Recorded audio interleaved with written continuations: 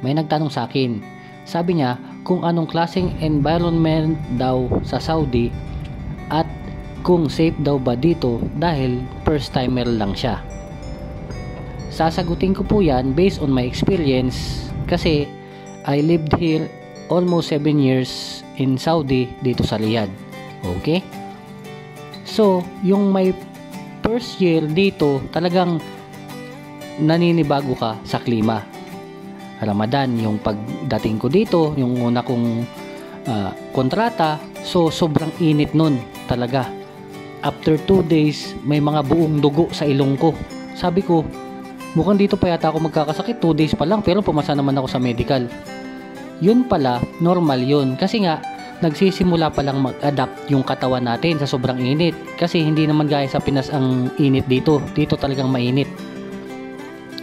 Pag taglamig naman, ganun din. Magkakasipon ka at manginginig ka sa sobrang lamig pag madaling araw.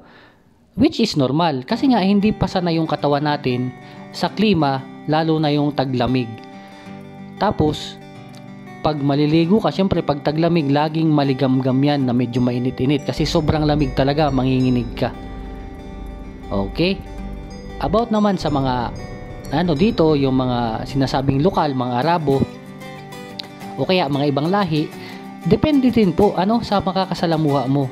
Kasi kahit anong lahi pa po yan, kahit Pinoy pa yan, meron tayong tinatawag na yung mababait, yung okay kasama, tapos meron ding tinatawag na yung kupal. So ganun din po yan, kahit ano pong lahi. Sabi nga, we are all humans. So ibig sabihin, pare-pareho lang po tayong may mga good and bad attitudes. Okay? For the safety here naman sa Saudi, para sa akin number 1 ang Saudi. Okay? Sa loob ng 7 years, wala pang nangyari sa akin masama dito. Kahit saan pa po ako magpunta. Bakit ko po nasabi?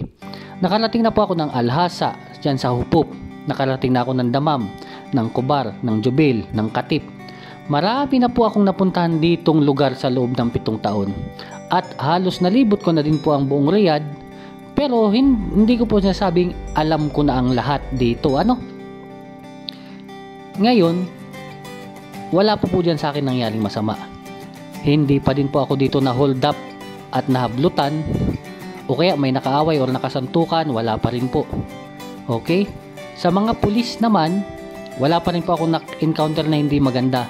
Kasi ang mga pulis po dito, ang ginagawa nila, mag-check ng ikama ninyo, yung ID, yung istimara, yung registration ng sasakyan, tapos yung lisensya nyo.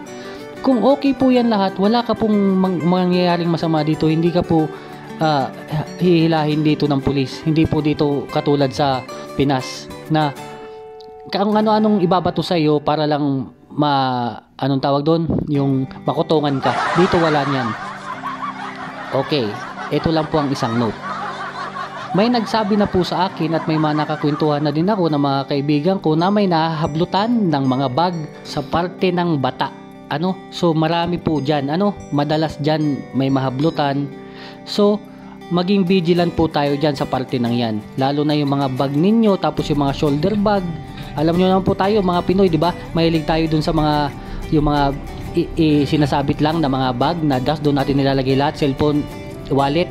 Wag nyo po yang gagawin pag nasa party po kayo ng bata. Kasi pag nakuha po yung wallet ninyo, yung bag na yan at sa cellphone nyo, wala na. Lahat ng nyo, ang pinakamahalaga dito yung ikama ninyo. Mawala na lahat ng pera, wag lang mawala ang ikama ninyo. Okay po? So sana nasagot ko ang tanong ni Idol na first timer. Okay, so sana po lagi tayong mag-ingat ka OFW.